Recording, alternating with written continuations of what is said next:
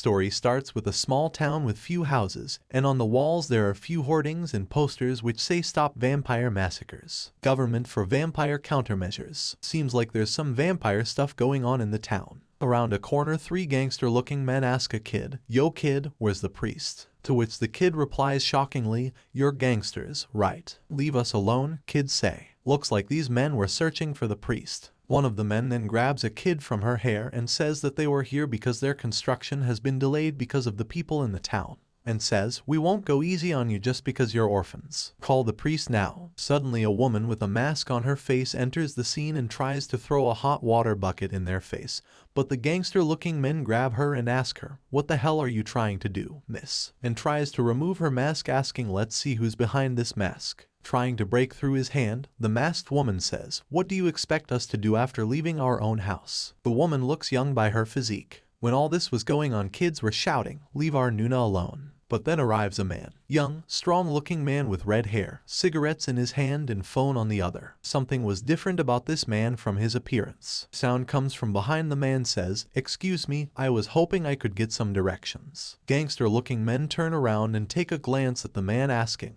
"Who the heck are you?" Man asks for directions to the police station in the neighborhood. One of the men then says that, "Don't you see we're busy now?" Another man says, "Go find yourself." Red hair man says, "Aw, okay." While the red-haired man was walking, he hears the gangsters say, "Hey bitch, bring out the priest." And listening to this, the red-haired man stops and murmurs, "But you know, your language is quite crude." As he says this, he goes near the gangster man and offers him a few restaurant names which sell good beans and rice. Then one of the gangster men murmurs something into the main guy's ear, and they start going away, saying they'll come next week looking for the priest. The kids then relax and start talking among themselves. The woman asks them, "Were you scared?" One says yes, another shows anger as if she was going to beat them, which was definitely not the case. The red hair man then starts to go away. As he walks away, the woman asks him, "Can I show you the way to the police station?" But he denies, saying he already knew it. He says he lived there since he was 10 years old and a Catholic orphan. He knows how the neighborhood is and just didn't want these thugs to have it their way.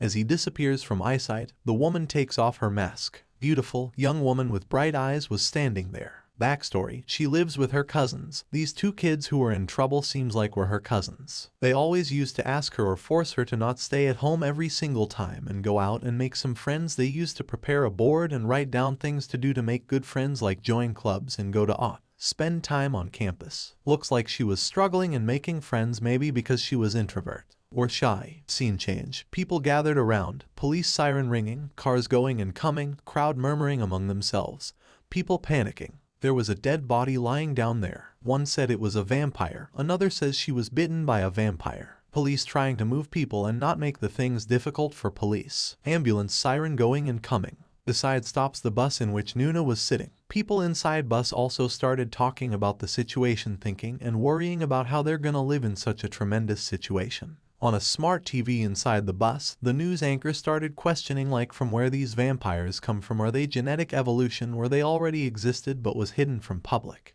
He ended his news with saying they live among us and reveal their true color at night. Listening to which Nuna was worried and she kissed the cross on her neck. Scene from Nuna's campus party. It was a very happening crowd mixed with young boys and girls asking for drinks, checking on their order from restaurant and whatnot, gossiping among each other what they gonna do this weekend. And meanwhile Nuna was sitting alone thinking that it's been 2 hours and drinking game and she has not made a single conversation with anyone. Then she decided to just keep drinking after all, only that thing is gonna help her today. She drank a lot, and beside her there was a competition of who will drink more at Jang's table. People were confused looking at his body, that is he really a colleague? Is he even Korean? Loser had to participate in talent show, and looking at that beast drinking so much, people decided it's better to just participate in the competition rather than dying as a drunkard. But little did they know Nuna was prepared for something else. Luckily she drank way more than him, so much more that just by looking at the bottles Jang collapsed down. Suddenly the introvert with no friend Nuna was everybody's favorite.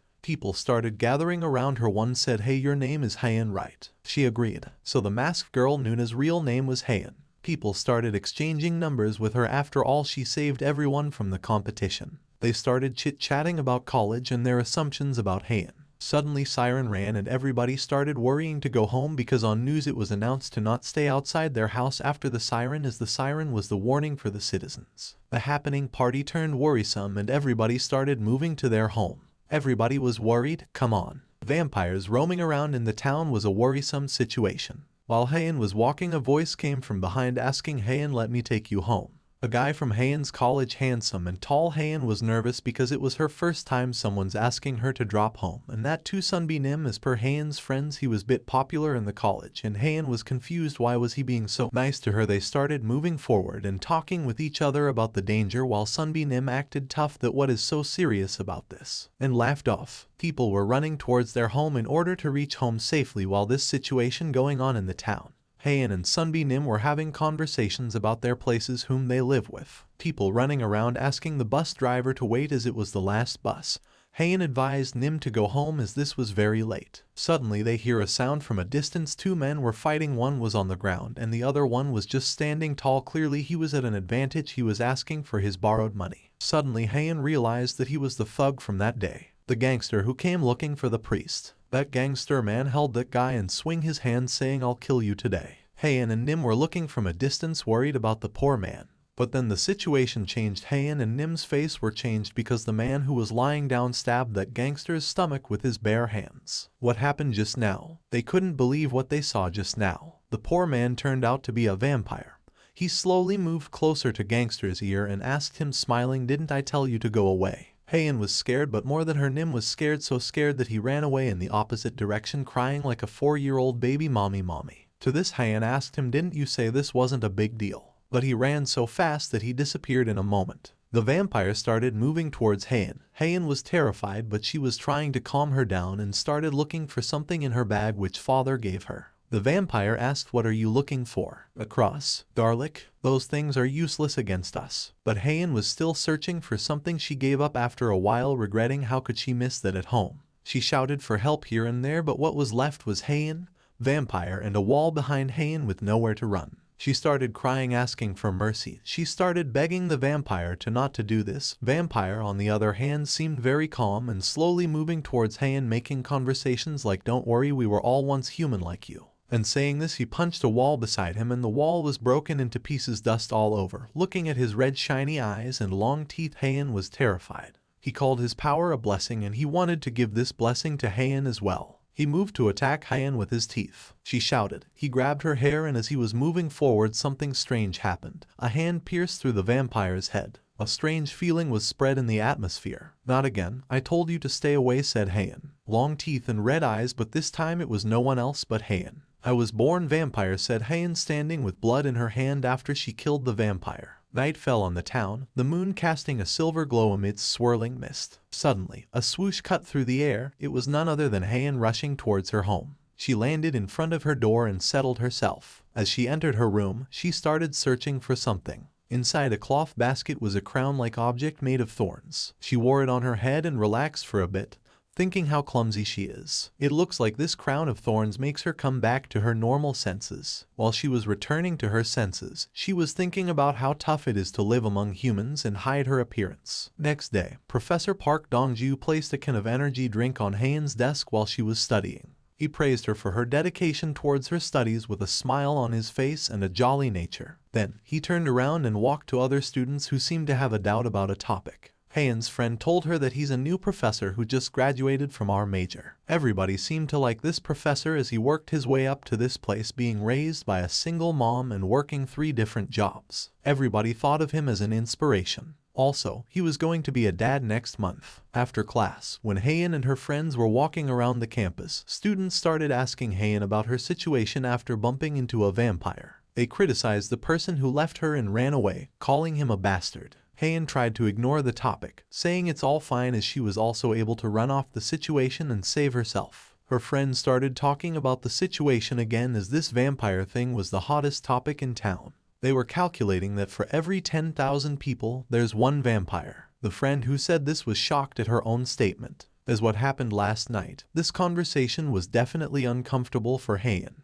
But it wasn't in Heian's control to make all these people stop talking. Everyone around her was gossiping about the same thing. From a distance, they heard a student saying how cruel it is to live like this and how they wish that these vampires should die. Listening to this, Heian was lost in her own thoughts. It seemed like it triggered a past memory of Heian. From the time of her childhood, picture books were her friends. She used to be alone all the time. Seeing other children making plans of meeting or playing together would hurt Haein even more because all she had was loneliness and picture books. She wished that someday she'll meet someone who'll be her friend and with whom she can share her daily things. Then was the time she met him. A boy holding a picture book in his hand asked Haein if she could read these books. Soon they were talking about their whereabouts. The new boy got to know from children around that she didn't go to school. Haein felt now even he'll treat her the same as everyone else does. However, he was different. He didn't judge Haein on any basis. He was the best friend Haein was looking for. They planned to bunk school and go to the library so that they can read more picture books and spend more time together. They started meeting daily and talking about everything. He used to share his daily chores, what happened in school, everything with Haein.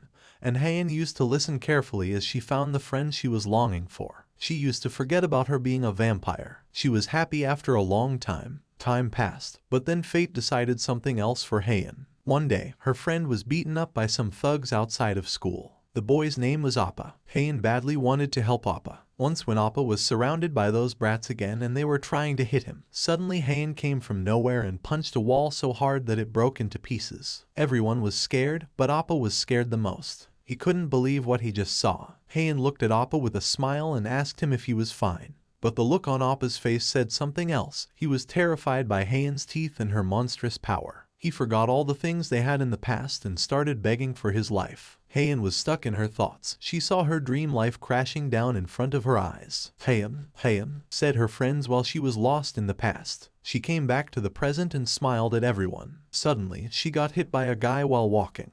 And the guy blamed it on Haein, asking her to keep her eyes on the way. This arrogant guy was the major's fossil. He was infamous and the biggest psycho in college. He created trouble for everyone, fighting, arguing, and whatnot. Haein got a different vibe from that person. He looked ill, as if he was suffering from a disease. Haein had a different look in her eyes, as if she knew something. He snatched a bucket of water from the watchman and drank it all, but he was still thirsty. He met some people on his way who asked him if he still was in college. To him, it was like they were laughing at his situation, which made him look like a total fool. People started moving towards their houses as it was late. Sunbi started talking to himself about how he was a failure in life, how people of his age were doing everything nice in life and there he was not even graduated yet. But he changed his perspective about all of these thoughts after looking in the mirror, eyes red and long teeth which he calls as a bomb gift. He was a vampire. Sirens rang all over the place, and the professor ran towards his car on which Sunbi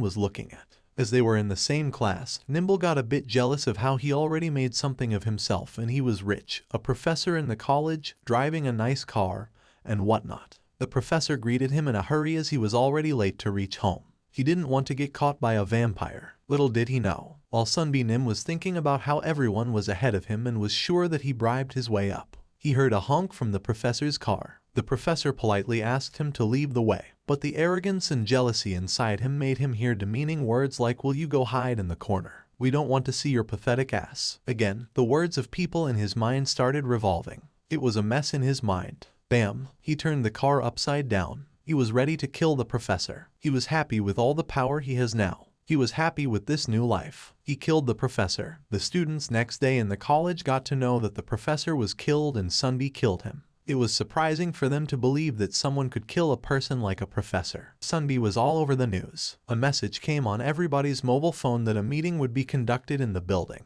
There was a meeting for all the students now. Students started moving towards the meeting room, discussing why they kept meeting so late. And will they allow them to leave early? Haein called a friend. "Let's go," asked her to join while Haein was standing next to the cupboard. She left for the meeting as well. In the cupboard was the vampire Sunbi who killed the professor. The vampire, who was hiding in the cupboard, was thinking about all the bad things that had happened to him in the past. Did he really deserve that? Was being unemployed this bad? At last, he found the solution to all his problems, just killing everyone. The power was all over his head. He heard the news of the meeting and decided to kill everyone in the room. With the will of killing each and every student, he started moving towards the meeting room. In the meeting room, students were discussing among each other regarding the situation going on in the city. Haein was missing from the room. Her friends were curious where she was. The vampire slammed the door of the meeting room. What he saw was something different. The room was empty. It looked like somebody fooled him. Even the students were confused regarding this change. The professor also didn't know who changed the room. The vampire then saw Hayan standing in front of him with a mask on her face. She asked him the reason why he killed the professor. Seems like Hayan was there to take revenge for the professor's death. The vampire started giving silly reasons for killing the professor, which made Hayan even more angry. Hayan, being a vampire herself, didn't like the way he was going. Hayan asked him to turn himself in and compensate the professor's family. Swoosh. The vampire swung his hand at Hayan's stomach. He was happy about his powers and more confident. However, soon he found out that Hayan was standing behind him, and he couldn't even hit her. Soon the vampire got to know that Hayan was also a vampire. Depending upon the size of Hayan's body, the vampire was very much confident in himself and his powers. He insisted Hayan to remove the mask. He started asking questions like, how do you even study with these students? You'll be done if someone sees your true identity. Hayan cleared his misconception that the mask she was wearing was for his own benefit, because if he saw her face, Hayan had to kill him. He punched Hayan and started explaining how vampire bodies work. They get stronger twice or thrice when they drink blood. Sitting at a party, a few men cornered him and passed a statement that he looks fine and then passed him their hands full of blood to drink. They told him once he drank this he was going to live a different life. In his mind, that was much better than the life he was living. Seems like some gang was involved in this and they were making humans vampire. And people who were hungry for power were falling for it. Sunbi Nim was one of them. He killed many people. Even the people who offered him the blood were amazed. Suddenly, Hayan stood up in front of him, and he was shocked as he felt the punch, but Hayan was not even scratched. Looking down at his hand, he was terrified as it was his own hands which were broken. He started shouting like a kid. Watching him in pain, Hayan asked him how could he kill his friend. His answer was jealousy. He started crying about how he only had one friend and that was also killed by himself. Meanwhile, he was taking time to regenerate. He jumped and went to hit Hayan. Hayan smiled at his actions. Looking down at him, she mentioned how he will always be nothing more than trash as he always misses the opportunities given to him. Hayan revealed her face. When he was trying to hit Hayan, she held him and twisted him and slammed him on the ground. Looking at her, he realized something that those men warned him about. These men who offered him the blood advised him that whenever he meets a lion, make sure to shut up and kiss the ground. They ignored the conversation, saying anyway you won't meet any and even if you meet them you're as good as dead. Upon asking who, they replied, the white-haired vampire. Hayan held him in her hand and jumped out of the window. Now he was ready to compensate. However, Hayan made up her mind that his compensation would be completed by his death. The next morning, at the site of the incident where Nim was killed, police were investigating. Photographers were snapping pictures of the scene. However, the place was in shambles, walls were broken, and Nim's body was reduced to dust. A senior police officer was irritated and scolding his juniors for making him come alone for such a case. He wore an expensive branded wristwatch. The junior offered an apology, after which the police officer turned his attention to another junior, a girl, and proceeded to reprimand her too. There were no CCTV cameras in the area, nor did any vehicle have a black box from which they could extract videos. 2 alibis were found, as CCTV near their homes captured them heading inside during the time of the incident. However, the distance between their houses was more than 20 minutes, so they were ruled out as having alibis. The senior police officer again started scolding the junior girl. While this was happening, a sound came from behind, asking, any blood? Standing behind was the red-haired man who had appeared before, named Hwang Yunt, surprisingly a team leader. The senior police officer seemed annoyed at Hwang and advised him to focus on his own cases. Hwang noticed the expensive watch and started interrogating about its cost and how it was afforded. He also noticed the faint scent of cologne, which detectives typically don't wear, emanating from the watch. The time on the watch was also wrong, set to the time zone for Russia. Hwang also remarked, didn't a black market drug dealer just get out of prison and was sent back to his country? I didn't know there were people tacky enough to receive watches these days. Listening to this, the senior police officer was shocked. The juniors were pleased with Hwang, as he was intelligent and impressive. He was the only one who could handle the strict senior officer. Hwang had a memory like a genius and a record of arresting vampires that exceeded 80% after vampire countermeasures started. He had won several gold and national medals. People used to call him the vampire hunting ghost. Hwang started investigating the place. One of the policemen suggested that it seemed like there was a fight between both of them, to which Hwang responded, it was not just a fight. It was a one-sided fight with no chance of survival for the victim. He assumed this wasn't just a normal vampire. People in the town were more worried now, as incidents were happening day by day. College students were particularly concerned. With a speaker in their hand, they expressed their anger towards the school for not taking any action against these incidents. Haein and her friends also agreed with this as they walked ahead. Suddenly, a sound came from behind. "Excuse me." Hwang was standing behind, waving his hands towards Haein. Haein's friends were shocked that such a handsome and strong man was calling Haein. They started asking Haein if they were dating. More than them, Haein was shocked, as she remembered him from the time when gangsters were searching for the priest. After a while, Hwang and Haein started walking together as Haein's friends had already left. Haein's mind was constantly thinking about why he was here and what he wanted from her. "I want to take care of you," said Hwang. "As this incident was so dangerous, you might be frightened," he continued. Haein felt like he was reading her mind. They started having a conversation and decided to go and eat something. Haein was curious and asked what they do with vampires after they catch them. Hwang said that first, they control them with electrical wire to restrict their movement, and then they throw them into a furnace that reaches over 2000 degrees Celsius. Haein was frightened by Hwang's words. She asked him if he hated vampires a lot. He said he just wanted to bring back the good old days and get rid of all the vampires. They reached the restaurant, and Hwang ordered a pork stew. Hwang was happy to see many other pork dishes on the menu. On the other hand, Haein looked very uncomfortable. Suddenly, Hwang got a deep cut on his hand, and it started bleeding. Suddenly, Haein realized that he was testing her, as he knew vampires couldn't eat normal food, and was testing her control by showing her blood. Haein put her hand in her bag and grabbed the thorn crown to calm herself a bit. He asked her to start eating. "Is it not appetizing? What's wrong?" He came closer to Haein and slowly said, "Or are you a person who can't eat things like this?" While Hwang insisted Haein to eat, he joked, saying, "Is there a Korean who doesn't like kimbap?" "Oh, I guess there could be. If you were a vampire." He then said that only vampires can't eat food items like this, their bodies don't accept it, and they feel excruciating pain. Haein was shocked, wondering how he knew all this and how he knew she was a vampire. She started thinking, "Is he going to capture me here?" Haein then ate the food forcefully to clear the doubts in Hwang's mind. She finished her food before Hwang, saying that as she was hungry, she couldn't control herself. Hwang had a shocked look on his face. Later, she threw up in the bathroom, thinking she could have died today or been caught today. She thanked God for saving her, but God had different plans for Haein. While walking, she prayed to God that she'd never miss Mass again but asked to be saved from these uncomfortable and difficult situations. "Wow, we meet again." A voice came from beside her. It was Hwang. Without giving any thought, Haein said, "I'm never attending Mass again." "We can understand, Haein." Then they had a conversation about the food item Haein was carrying for her cousins. She said goodbye to Hwang in a rush and left. The situation in the town was worse than ever before. People on the ground were taking preventative measures for such incidents that had been happening for the past few days. A group of people were planning to take the situation into their own hands. They were holding knives and giving themselves cuts on their hands. The plan was to give a slight cut to everyone there. And as it was broad daylight, even if they found vampires, they wouldn't be able to use their powers,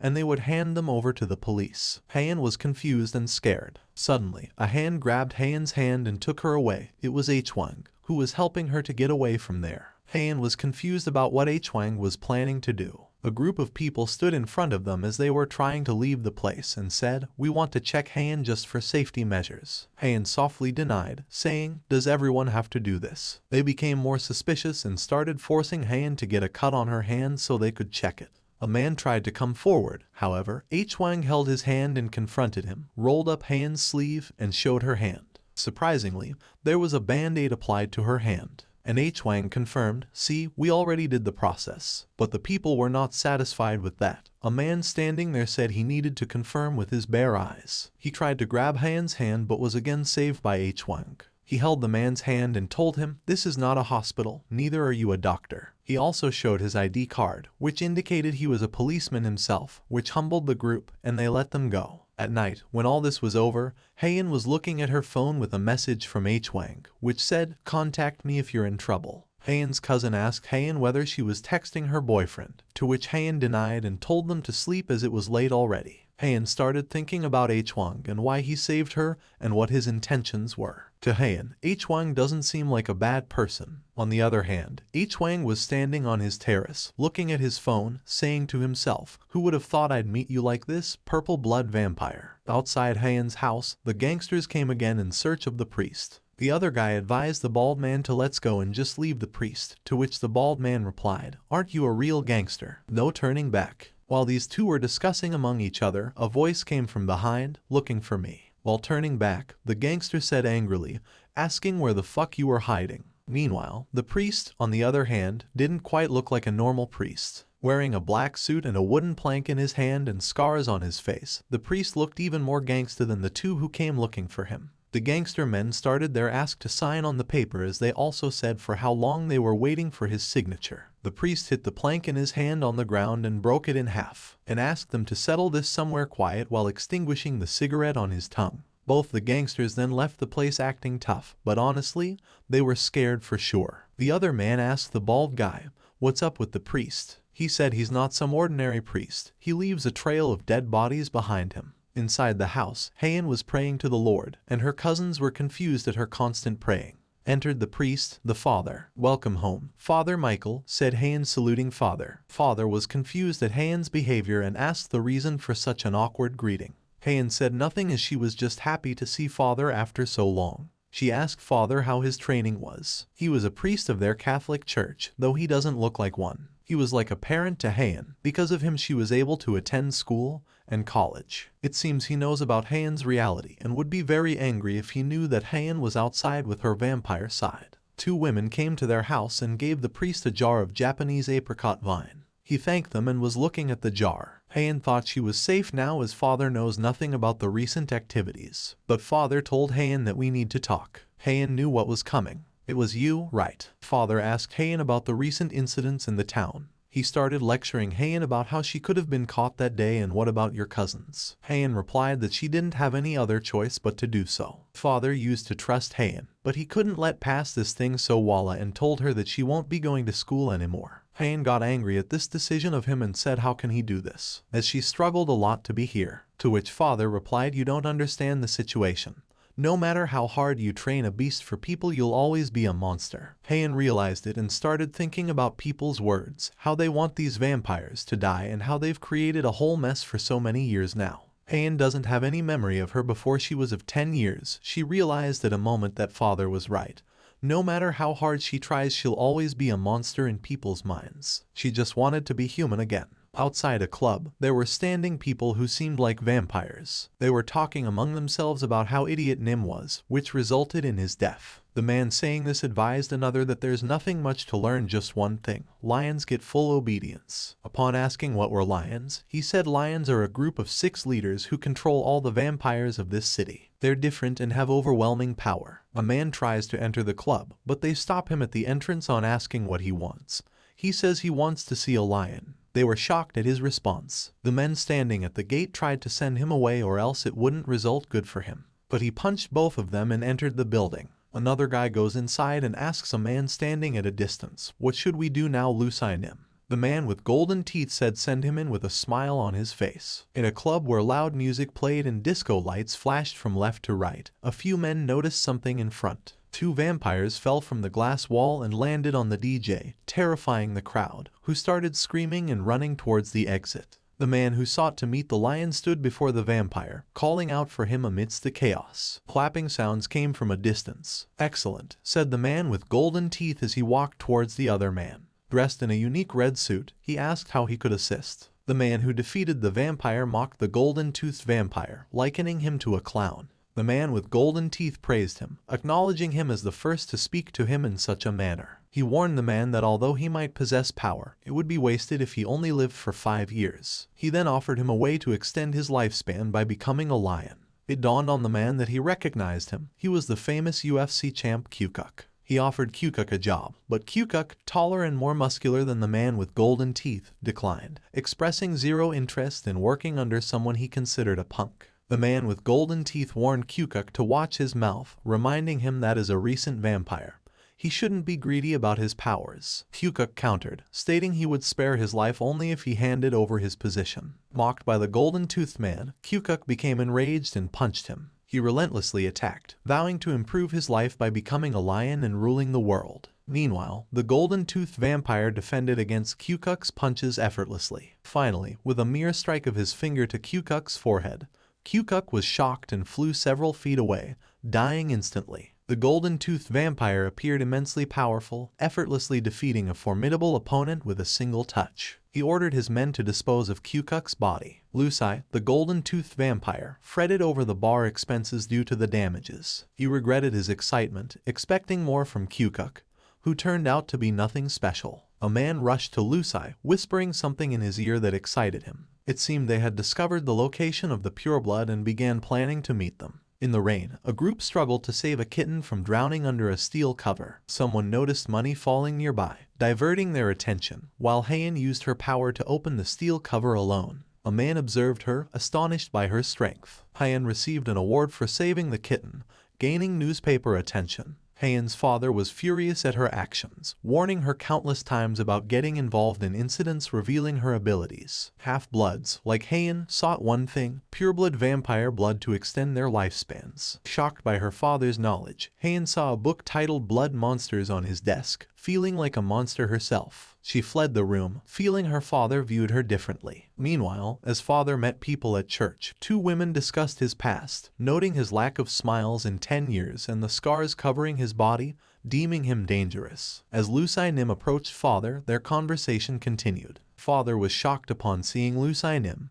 Just from his appearance, father figured out that he was completely different from those bastards who were staking out the place outside. People standing in line to meet father were really confused as Lusai stood in front of them. Lusai told father that he was looking for someone and hoped he'd let him meet them. Father was worried about the situation as he was in the church and all the members were there. He somehow figured out that he needed to send all the people back to their homes. Patiently, father told Lusai that he didn't know who he was looking for and they were in the middle of communion. He asked him to come back later. The man standing behind Lusai was angry and gave a pat on Lusai's back, asking him to hurry up. Lusai warned the man not to touch him again. The man grabbed him and turned him around, saying, "Can't you see we're standing in line?" As Lusai turned, the man saw something strange. Lusai's eyes were red, which spoke volumes. The man was terrified, as Lusai was about to attack him. Father shouted, "Enough," and asked everyone to return to their homes as they were ending today's mass there. People listened to father and started moving out of the church. As Lusai was leaving, he left a card which said Red Bomb Club and invited father to his club for some fun. Later, he said, "Give my regards to Heian." Father was tensed as they now already knew who the pureblood was and his whereabouts. They had been waiting for so long because they wanted the heart of an adult pureblood.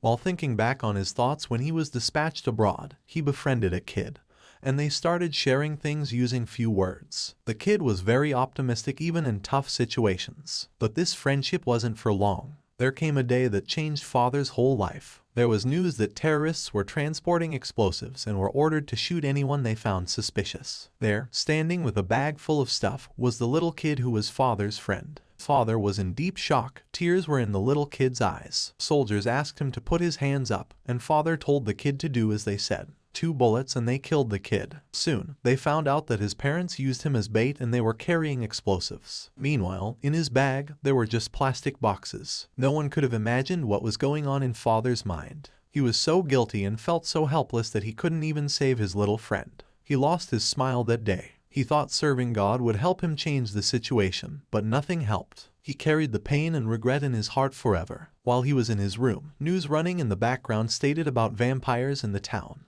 On a night of record-high snowfall, he saw a child lying there. He took her to the hospital, but doctors informed him that she didn't have any injuries. When asked if he was her guardian, he denied it. But he saw the same look in her eyes as if she was the little kid who was his lost friend. He brought her home. Soon, he realized that she was not human, but he still kept her. Every time he looked at her, she reminded him of the little kid. The letters he received from the little boy, he tore them up and threw them in the dustbin. The little girl saw it. The next morning when he came back home, he saw that the letters were joined back properly, and there was a letter from the little girl. She thanked father for keeping her in the house, feeding her, and giving her a warm bed. She thanked him for everything, and below, she wrote sincerely, Park Hayan.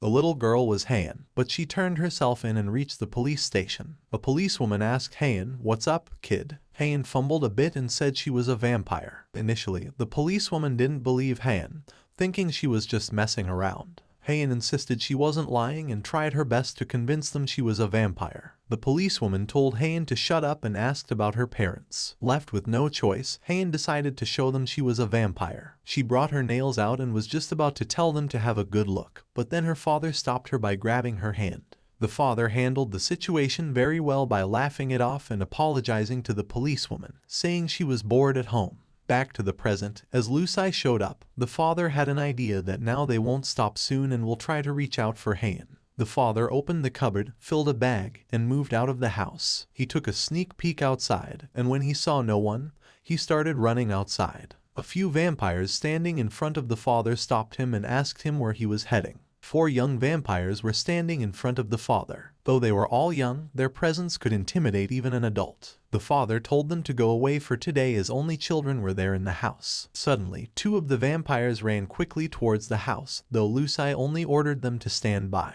But they didn't listen. The father shouted, "Please spare the children." But they listened to none. They went straight ahead inside the room, breaking the door, and inside was a trap set by the father. A gas can fell down as soon as both vampires went inside, and a fire was lit, burning down the whole house along with the 2 vampires. "Trap! Trap!" both of them shouted. The other 2 vampires standing in front of the father were angry at this act. One of them went ahead to hit the father, but the father shielded himself with the bag. However, it didn't seem like there were clothes in the bag. The father removed a big fire gun from the bag and aimed at those vampires. They asked the father again about the purple blood and also asked him the reason for the courage for a weak-ass human to face them. The father explained to them that since it was broad daylight, they couldn't use 100% of their power, making it the best time for him to create a scene. The father thought about what morons these vampires were as they couldn't even notice a simple trap. He was handling the situation really well. He had planned all these things very well. When the father filled the bag, it wasn't clothes, it was all the hidden weapons. The father confronted them by saying, "Having a small handicap should be fine, don't you think?" While father battled vampires alone, Heian and her cousin settled into their new neighborhood. Adjusting to their new home, they longed for a more carefree childhood. Father mentioned he forgot something at the old house and went to retrieve it. Informing Heian and her cousins about the demolition of their former house, father's news left them shocked and saddened, having grown comfortable there over the years. Yet, father reassured them that their new residence would become home, a sentiment they eventually embraced. Observing her room in silence, Heian was asked by father if she liked it. He devoted more time to the children, handling groceries and other chores. The thorn crown Heian possessed was a gift from father, once a reminder of his own past sins, now intended to anchor Heian against losing herself. As Heian and her cousin settled into the new house, they deliberated over dinner plans, eagerly awaiting father's return. Their laughter echoed through the halls as they discussed their favorite dishes, finding solace in each other's company. Meanwhile, father had dispatched 3 vampires, but one had damaged his trusty fire tank, his most reliable weapon. Mocked by a vampire for relying on feeble weaponry, father drew a pistol and fired, each shot precisely. Father, Cho Myung-soo, a former army man, was physically formidable, though reputedly a poor shot. Yet, he consistently struck his targets with deadly accuracy. Continuing to shoot the vampire in the heart, father shared with his foe insights gained from government research on half-blood's weaknesses. Exploiting a weakness he learned from an old friend, father discovered that repeated shots at specific locations hindered a vampire's ability to regenerate. Undeterred by other vampires' advances, father rebuked their arrogance, asserting the fragility of power. He aimed his pistol once more, poised to defend against the encroaching threat. With determination etched on his face, father prepared to face the remaining vampires, his mind sharp and focused. Each encounter with the creatures strengthened his resolve, driving him to protect his family and eradicate the threat posed by the vampire menace. As the battle raged on, he thought of Heian and her cousin, hoping they were safe and unaware of the danger lurking in the shadows. Back at the house, Heian and her cousin finished preparing dinner, setting the table with care. Their anticipation grew with each passing minute, longing for the familiar sound of father's footsteps approaching the door. In the warmth of their new home, they found comfort in each other's presence, knowing that together they could face whatever challenges lay ahead. In the dimly lit alleyway, father found himself in a fierce confrontation with vampires. With swift and precise movements, he dispatched 3 of them, their lifeless bodies crumpling to the ground. Taking a moment of relief, he surveyed the area, wondering if any adversaries remained lurking in the shadows. Suddenly, Lusai Nim, a formidable vampire with golden teeth, emerged, impressed by Father's combat prowess. Acknowledging Father's skills, Lusai remarked that even the might of an army would struggle against them. However, Lusai's praise was tinged with frustration as he scolded the defeated vampires for disregarding his warnings to be on standby. He chastised them for underestimating Father, a mistake that had cost them dearly. Despite his immunity to fire, Lusai declared his invincibility, claiming that only a furnace could bring about his demise. Undeterred by Lusai's boasting, Father attempted to neutralize him with a pistol. Yet, his efforts proved futile as Lusai remained unharmed, visibly annoyed by the damage to his attire. Realizing the need for more potent weaponry, Father retrieved a missile-like weapon, prompting a surprised reaction from Lusai. With determination etched on his face, Father aimed the weapon at Lusai and fired, expecting it to be the end of the vampire menace. However, to his astonishment, Lusai effortlessly folded the missile as if it were a mere trinket, revealing his unparalleled strength and resilience. Meanwhile, Heian grew increasingly worried as Father failed to return home. Venturing out into the night, she followed his trail, leading her to a blazing inferno engulfing a nearby church. Panic gripped the air as firefighters scrambled to contain the flames and evacuate the trapped occupants. Heian's heart sank as she learned that Father was trapped beneath the rubble, his life hanging in the balance. Stricken with fear and indecision, she wrestled with the urge to rush to his aid while concealing her true nature as a vampire. Aware of the consequences of revealing herself, Heian felt helpless as she stood on the sidelines, torn between love and self-preservation. Memories of happier times with Father flooded her mind, causing Heian's resolve to waver. However, she heeded the warnings of the firefighters, who urged her to stay back for her own safety. In the midst of chaos and uncertainty, Father's voice cut through the chaos, urging her to prioritize her own survival and care for her cousins in his absence. With tears welling in her eyes, Heian reluctantly stepped back, her heart heavy with the weight of her promise to her father. As the flames raged on, she vowed to honor his wishes and persevere no matter the cost. After killing Father, vampire Lusai Nim was seen partying in his club, jubilantly requesting drinks to keep coming as he planned to party all night. On the other hand, everyone was crying, Heian's cousins and other members of the church alike. All the detectives were also present. Wang was there as well. They saw Heian standing in front of Father's picture, comforting her cousins after his death. Heian told her cousins that they needed to move to a different orphanage since Father was not around. She explained they couldn't stay here for long and instructed them to study well and behave so Father wouldn't have to worry about them in heaven. Heian was sad and burdened, taking all the blame for Father's death upon herself. While packing her belongings for the move, she found a few letters in Father's cupboard. Suddenly, she noticed that a few letters had her name on them, to Heian. She picked one up, dated from 2010 to 2012. As she started reading the letters, Father had written about everything that happened between him and Heian. He wrote about scolding her, though he didn't mean to, and how she didn't change a bit. He described how Heian used to go to buy medicine in the middle of the night and take care of him. Father also mentioned that before he met Heian, he was walking down a path of guilt, but because of her, he found the meaning of life again. He expressed his trust in her powers and how she brought about a good influence. Father confessed he could never gather the courage to give these letters to Heian, as he believed she didn't see him as a good person. Reading this, Heian felt sad and started crying a lot. Memories flooded her mind, each letter resonating deeply with her. She remembered the late nights spent caring for Father, his gentle guidance, and the unconditional love he had shown her. Each word on the page was a testament to their bond, a bond that transcended words. As the tears streamed down her face, Heian realized the depth of Father's love for her, a love that had sustained them through the darkest of times. After some time, Heian composed herself and wiped away her tears. She made a silent vow to honor Father's memory, to carry on his legacy of kindness and compassion. Determination filled her heart as she resolved to protect her cousins and ensure they had a bright future ahead. But amidst her determination, anger simmered beneath the surface. Anger at the injustice of Father's death, anger at the senseless violence that had torn their lives apart. Heian's expression hardened as she clenched her fists, her resolve turning into determination. She knew that in order to truly honor Father's memory, she had to seek justice for his untimely demise. With a steely gaze, she vowed to avenge his death, to confront those responsible and make them pay for their crimes. But she also knew that it wouldn't be easy, that the path ahead would be fraught with danger and uncertainty. Yet, she was willing to face whatever challenges came her way, fueled by the memory of Father's love and the strength it gave her. With a sense of purpose burning within her, Hayan stood up and took a deep breath. She knew that the journey ahead would be difficult, but she was ready to face it head-on. For father, for her cousins, and for herself, she would not rest until justice was served. And with that resolve firmly in place, she set out into the unknown,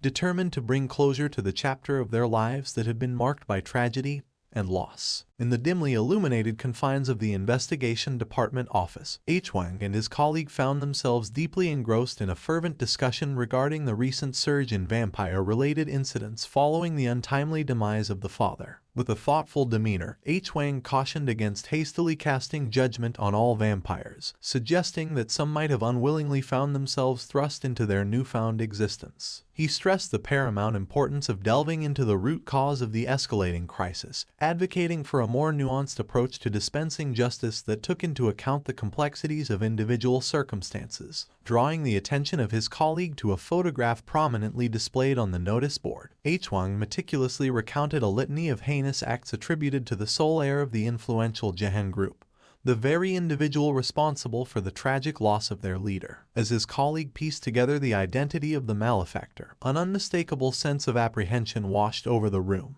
the mere sight of his visage evoking a visceral reaction among all present, given his notorious reputation. Meanwhile, within the opulent confines of his establishment, Lu Nim reveled in the decadent pleasures of his debauched lifestyle, surrounded by a retinue of sycophantic associates who hung on his every word. Boasting of his insatiable appetite for the blood of youthful victims, Lu Sai's indulgence in a libation of blood took a tragic turn, resulting in an unfortunate mishap that left his paramour's attire stained crimson. Despite the earnest entreaties of the remorseful waiter and his willingness to shoulder the blame, Lu Sai's impetuous nature prevailed, leading to a fatal altercation that left the servant silenced, much to Lu Sai's dismay and the collective shock of those present. As anticipation mounted for the imminent arrival of Hayan, the harbinger of retribution, Lu Sai found himself reflecting on the tumultuous events that had led to his transformation into a creature of the night. From a troubled childhood marred by acts of aggression and defiance to a chance encounter with a vampire, Lu Sai's metamorphosis was fueled by a burning desire for power and vengeance. With newfound strength and heightened senses, he ascended to a position of authority, wielding his influence over his fellow creatures with impunity. Donning the crown of thorns as a symbolic representation of her burdens and unwavering commitment to the pursuit of justice, Hayan stood resolute outside the club, her eyes ablaze with a righteous fury that seemed to pierce through the darkness of the night. As two vampires from Lu Sai's order approached her with feigned courtesy, Hayan's disdainful curl of the lip signaled her refusal to entertain their pleasantries. Asserting the necessity of observing proper decorum, she delivered a swift and decisive kick that sent the club's door flying open, effectively thwarting the vampire's attempt to impede her progress. Undeterred and fueled by a singular determination to confront Lu Sai and hold him accountable for his actions, Hayan stood poised at the threshold, every sinew in her body coiled with the intent of bringing him to justice. Inside the Red Bomb Club, people danced in a corner. Ladies were discussing their perfume with the manager, who was enjoying the conversation too. While this was going on, a vampire's body fell from above in front of the ladies. Hayan entered the club, and people started scattering, trying to avoid getting caught in the fight between these monstrous beings. While Hayan was moving forward, the manager, who was himself a vampire, took a lady hostage and started threatening Hayan, asking her not to move even a single inch. The lady started screaming and begging for help. However, Hayan swiftly took the lady behind her and mocked the manager for being childish. Hayan advised the lady to hide somewhere, but the lady was a vampire too. She tried to attack Hayan from behind and jumped upon her, thinking she had dominance over Hayan. However, Hayan was not just a normal vampire. She grabbed the lady and smashed her on the ground. The manager was shocked and amazed by Hayan's power. Hayan smashed the head of the lady and called out Lu Nim, as she was done with fighting these weaklings. The vampires working for Lu decided to handle Hayan on their own and started attacking her, but they all faced a merciless defeat by Hayan.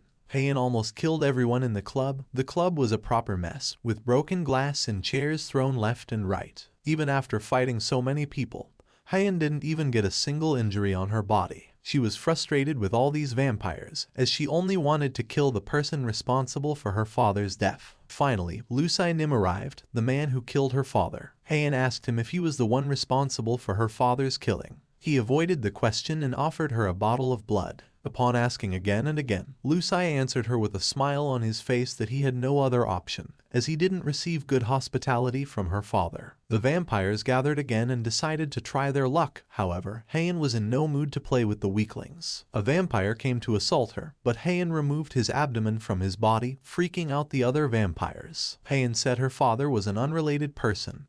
There was no point in killing him. She furiously charged towards Lusai, and the vampires started running for their lives. They also believed that Lusai was going to die too. She landed a punch on Lusai's face, and there was a blast. However, Lusai was still standing there, smiling at Heian, and told her that she wasn't the only pure blood. In the investigation department, H-Wang was talking to someone, asking about their health, and if they were eating right, advising them to wear a jacket as the climate was chilly there, and also said that he'll be bringing good food once he comes back. Suddenly, a person came rushing to H-Wang's office and informed him about the incident happening in the Red Bomb Club. H-Wang asked him to let's head out. Meanwhile, in the club, Lusai Nim asked Heian if she thought she was the only pureblood. He dodged her attack and came to a safe place. He started thinking more of his powers and thinking less of Heian.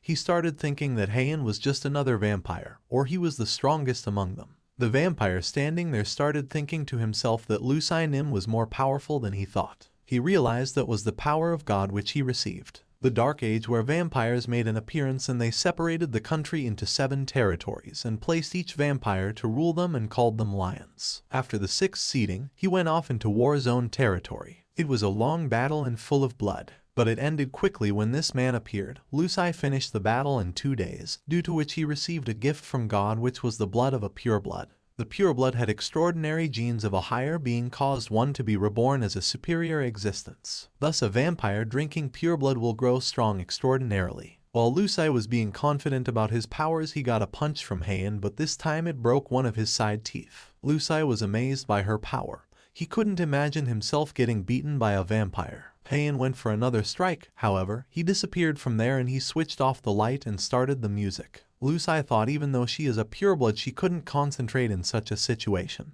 As Lusai knows every corner of the club, he thinks he can save himself from Heian. But Heian was standing just beside him. Heian held him by his neck saying he can't hide from Heian as she can smell the blood. Lusai was threatened to his core, his legs were not moving and he couldn't speak a word. Heian told him that the higher you are, the harder you fall, and told him how he took people's lives without giving it a second thought. While Heian was beating Lusai, he mentioned not to think as this was done here as the vampire from different places are gonna come back for her, and they'll kill everyone around you. Heian said it's okay as she's gonna go and rip them apart before they come. Heian almost killed Lusai, but behind standing policemen and H-Wang asked to hands up and turn around slowly. H-Wang aimed her gun at her, asking her who she is. Here the video ends. Heian finally takes revenge on his father by killing the Joker vampire. However, she is being surrounded by the police. Let's see what happens to Heian in the next video, whether she is caught by the police or if she manages to escape from them. By the way, don't forget to like and subscribe to our channel. Give us a like and subscribe to our channel. Thank you for watching.